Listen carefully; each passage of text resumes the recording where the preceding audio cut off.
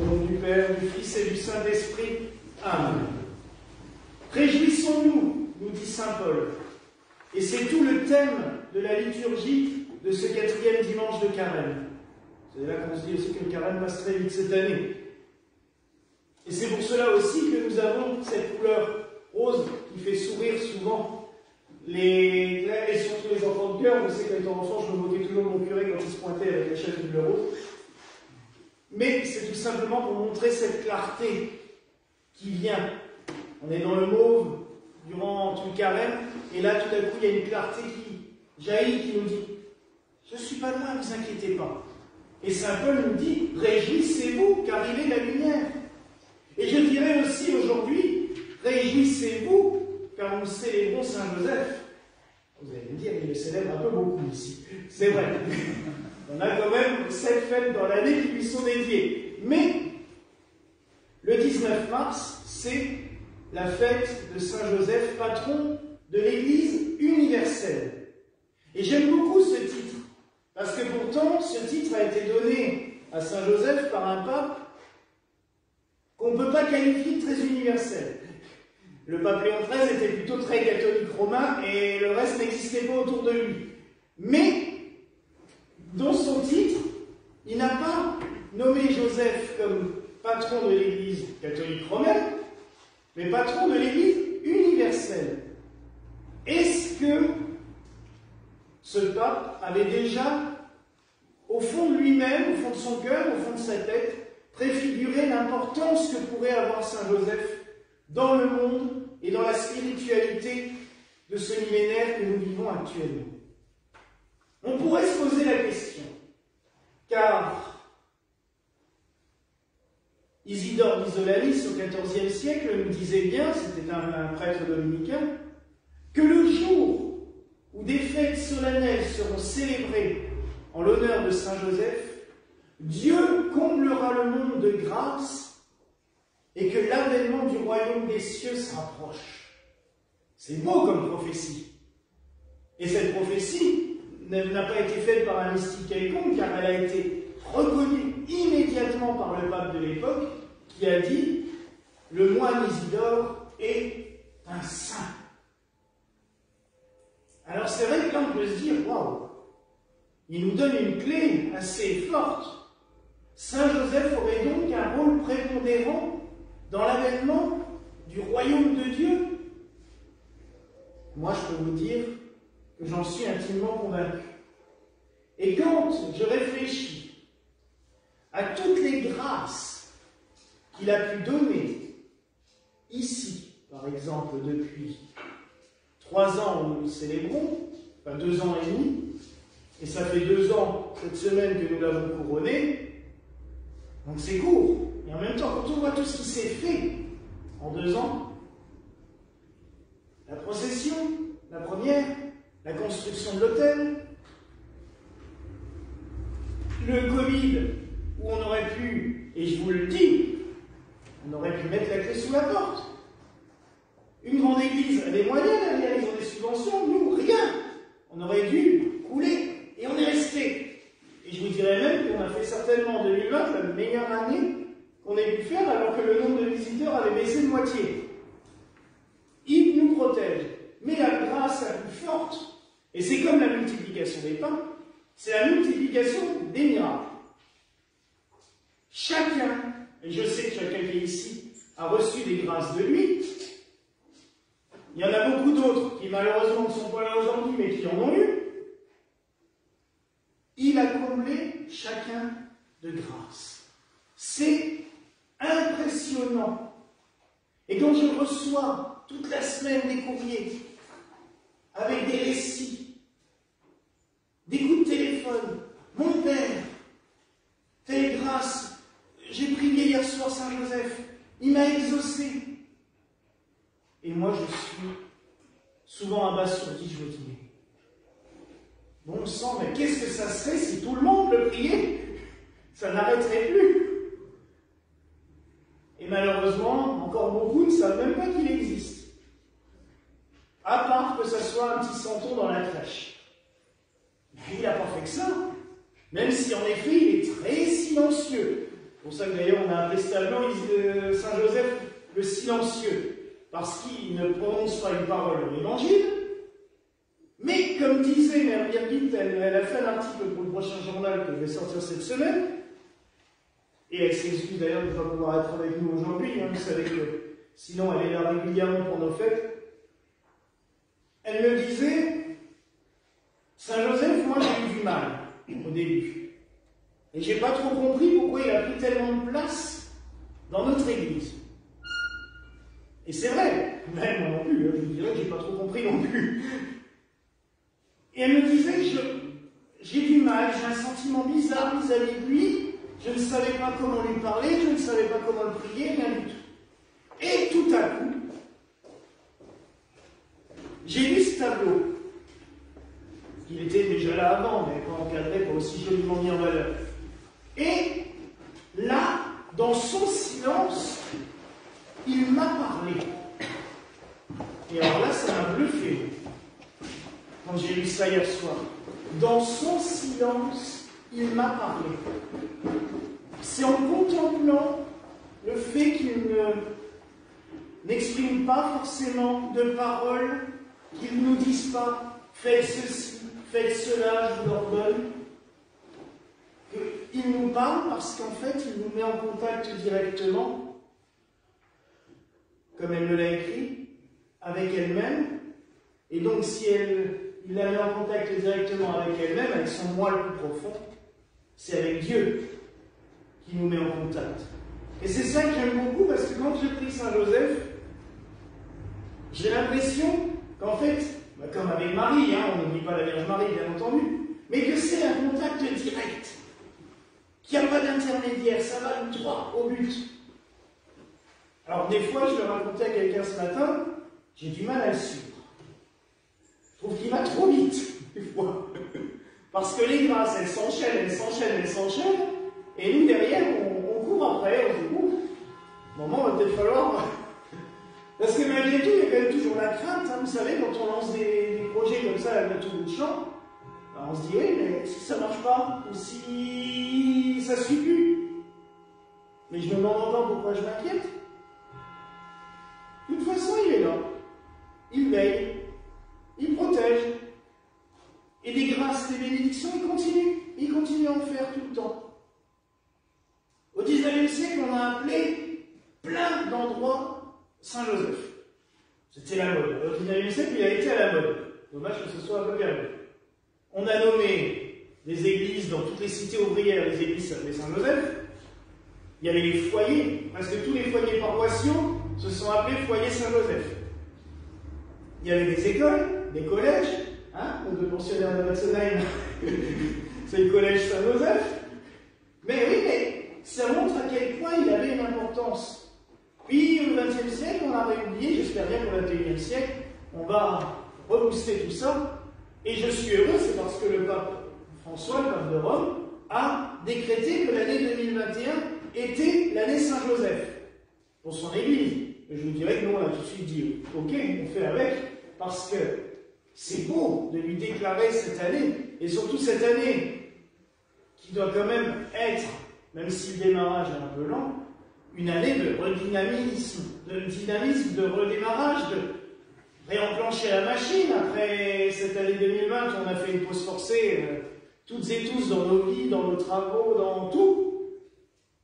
Je trouve ça bien que ce soit Saint-Joseph, entre guillemets, qui soit là-bas, pour cette année où il va falloir bouger, il va falloir avancer, et continuer à progresser vers le royaume de Dieu. Et quand je vous disais que Saint-Joseph, je pense qu'il a vraiment une place prépondérante dans l'avenir du monde.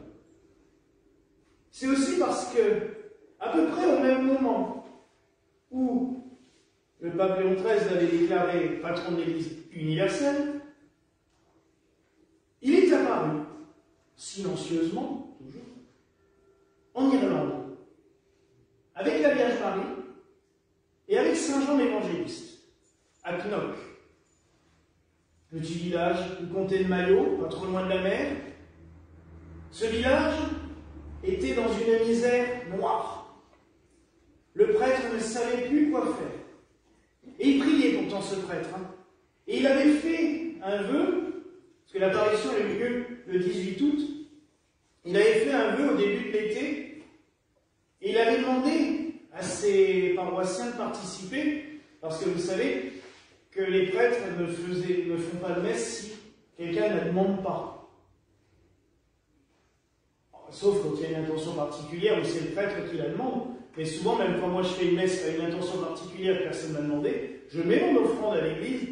Et il avait fait un mouvement dans tout le comté de Mâcon en disant « J'aimerais célébrer 100 messes pour les âmes du purgatoire. » Et donc tous les jours, pendant 100 jours, il a fait des messes en l'honneur des âmes du purgatoire. Et j'allais dire que cette prière fervente, où il a groupé toute la paroisse, a été récompensée par l'apparition qu'ils ont eue. Et ils sont 7-8 paroissiens qui ont eu cette chance de voir un soir, sur le mur de l'église à l'arrière, ils passaient dans le chemin, ils levaient les corps en disant « Attends, pourri ». Et une dame voit de la lumière sur le mur, elle regarde, on dirait qu'il y a des gens. Elle appelle d'autres autour, ils se groupent, et ils sont 7-8 à voir un autel avec un agneau dessus. L'agneau de Dieu, l'agneau de l'Apocalypse. Et à côté, Marie, couronnée, les mains distribuant des grâces. À sa droite, Saint Joseph, légèrement incliné vers elle, vers l'agneau. Et sur le côté, Saint Jean, avec le livre des évangiles ouvert, la main levée comme s'il prêchait, s'il expliquait. Et on a vu dans cette image, vous avez, je sais pas, oui, en fait, vous pouvez regarder, il y a la reproduction de l'apparition qui est sur le côté de l'église. Vous pourrez aller voir après la messe. Et cette apparition, pour moi, c'est tout simplement l'Apocalypse.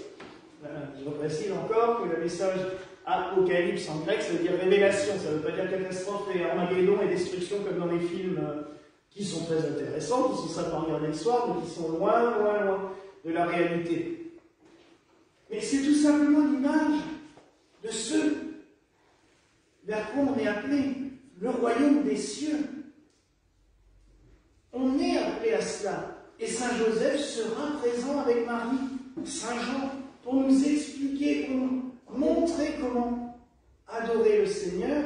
Et surtout, dès maintenant, c'est de la pédagogie qu'ils font. Ils nous enseignent au fur et à mesure.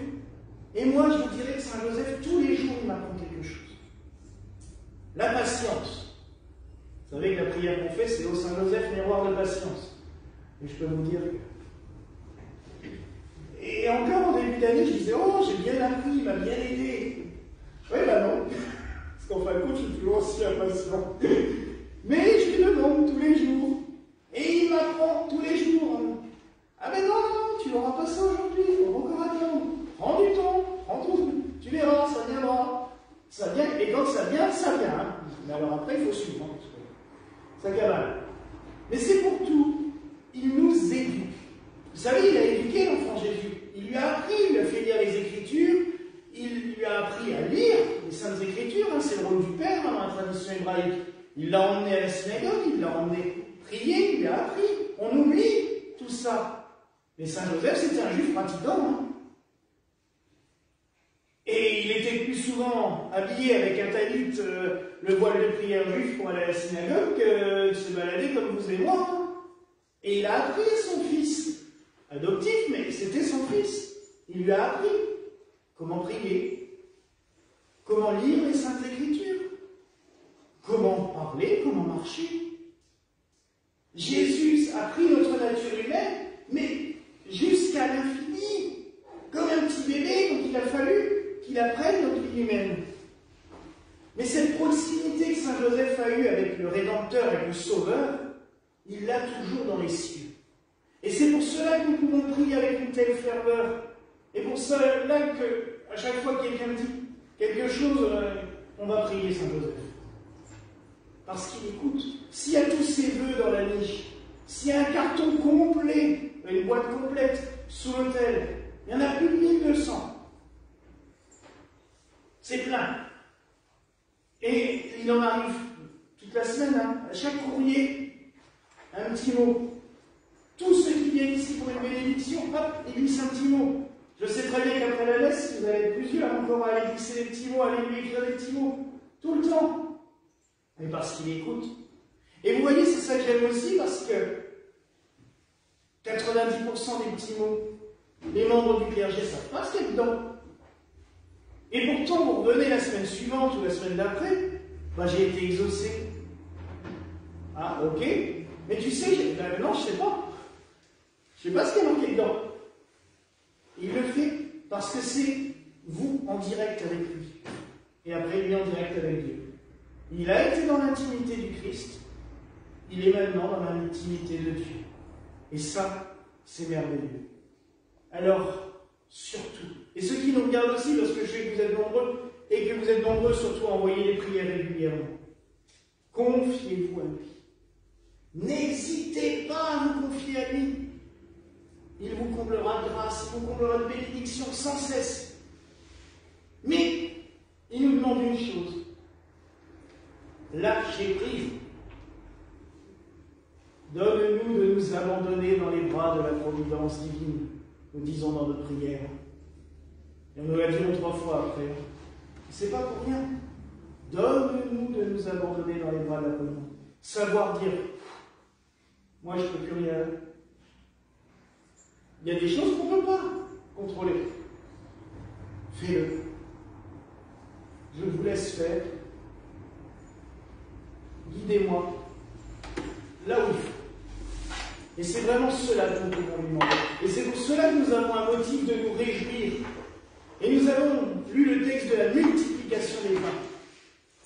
Les pains, c'est l'Eucharistie, bien entendu, c'est une préfiguration de l'Eucharistie, cet évangile. Mais c'est aussi une préfiguration du pain de la grâce.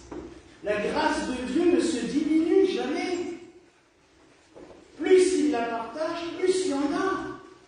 C'est pas parce que je vais faire un miracle à un que les autres n'en auront pas. Vous avez toutes et tous les intentions de prière aujourd'hui, j'en suis sûr. Vous êtes tous venus avec votre fardeau. On en a tous, hein. On est déjà déposé pas mal aussi en arrivant ce matin. Mais c'est pas parce qu'il va exaucer l'un que l'autre ne le sera pas. Au contraire, plus on lui demande, plus il y en a. Et donc chacun peut repartir avec ses grâces. Et aussi en demander pour les autres. Parce que les autres aussi auront droit. Alors oui, mes frères et sœurs, surtout, ayons confiance. Confiance en Saint Joseph, notre Saint Patron. Et surtout, confiance en Dieu, parce que c'est toujours vers lui qui nous emmène. Saint Joseph n'est pas une fin en soi. Vous voyez, il est au pied de l'autel. Sur l'autel, c'est le Christ qui va apparaître. Car il apparaît dans l'Eucharistie. Je vous rappelle ce que m'avait dit ce vieux père Alexandre quand je célébrais la messe avec lui à Bordeaux. Il m'a dit, mais tu te rends compte? Et il disait ça en pleurant. Il avait 85 ans. Moi, indigne, avec tous mes péchés, je lui demande de venir là sur l'autel, et il le fait, il vient. Alors je lui ai dit, mais père Alexandre, on n'est pas sûr. C'est vrai, c'est la foi. Il m'a dit, mais si j'en suis sûr, parce qu'il nous l'a promis, il a dit qu'à chaque fois que vous ferez cela en mémoire de moi, je serai là. Et c'est vrai. S'il y en a bien un en qui on peut avoir confiance, c'est le Seigneur. Les humains, les promesses, on sait que ça n'engage généralement que ceux qui y croient. Mais le Seigneur, ça ne marche pas comme ça. C'est pas un politicien, lui. Il ne cherche pas à se faire élire. Il est déjà Dieu. Donc lui, quand il nous promet quelque chose, il tient. Et j'en suis persuadé intimement. Il nous dit qu'il vient, il est là. Et comme quand Saint Joseph nous fait comprendre qu'il va nous donner des grâces, il le fait. Il ne nous abandonne jamais. Et c'est pour ça que des fois, et je termine là-dessus, un peu d'humour, on me prend pour un fou, pour un téméraire, en disant « Mais il est fou, il est toujours en train de lancer un nouveau projet. » Ben oui, parce que j'ai confiance en lui. Alors, je ne dis pas qu'il y a des fois, je ne dors pas la nuit, quand même. Ils ont peut-être raison. Non, mais c'est vrai, il faut avouer. Il y en a quelques-uns qui connaissent mes confidences ici, parce que je leur confie des fois mes doutes. Hein. Mais après, le lendemain, il y a un truc, il y a une grâce qui est arrivée. Je dis, oh ben non, c'est bon. Allez, on continue. Ça m'est encore arrivé cette semaine. Hein. Des choses qui me... Des courriers et tout. Oh, bon, tant pis. Je me suis peut-être planté. Hein. Puis dans la foulée, non, non, c'est bon, continue. Allez. Et on y va. Alors faites ça, faites-lui confiance absolue. Mais laissez-vous porter. Comme toujours, je vous l'ai déjà dit aussi, quand on demande quelque chose à Dieu, ils ont toujours la fâcheuse manie de nous répondre par quelque chose qu'on ne veut pas, alors qu'on n'avait pas pensé. Et des fois aussi par des choses qu'on ne veut pas. Et c'est à nous après de comprendre en se disant, mais c'est ça la réponse. Accepte-la telle qu'elle est. Cherche pas plus loin. Mais là aussi, c'est savoir s'abandonner dans les bras de la providence divine. Mais vous croyez que Saint Joseph, il avait prévu ça pour sa vie? Lui, c'était un ouvrier, un maître d'œuvre, il devait travailler, trouver une femme, avoir des enfants et prendre barre. Hein. Il ne s'attendait pas à ce qui lui est arrivé. Hein. Et à un moment donné, je pense que heureusement que l'ange est venu pour le rassurer, parce que sinon, il y avait quoi devenir fou. Hein. Votre femme, elle va accoucher, mais ce ne sera pas de vous. Hein. Déjà ça en Israël à l'époque. Et en plus, l'ange lui dit, ce sera le Fils de Dieu. Imaginez ça. C'était peut-être pas la réponse auquel il s'attendait quand il a prié en disant donne-moi un signe. Mais bon, le Seigneur a de l'humour. Il nous répond des fois par des moyens très détournés. Très très détournés. Et on est surpris. Et des fois, je me rassure vraiment, on est très surpris. Donc faites confiance, c'est tout ce que je vous dis. Et vous aussi qui nous regardez. Ayez une confiance immodérée en Saint Joseph, mais surtout en Dieu, car c'est toujours vers lui qui nous emmène. Voilà la grâce que je vous souhaite en ce jour. Au nom du Père, du Fils et du Saint-Esprit. Amen.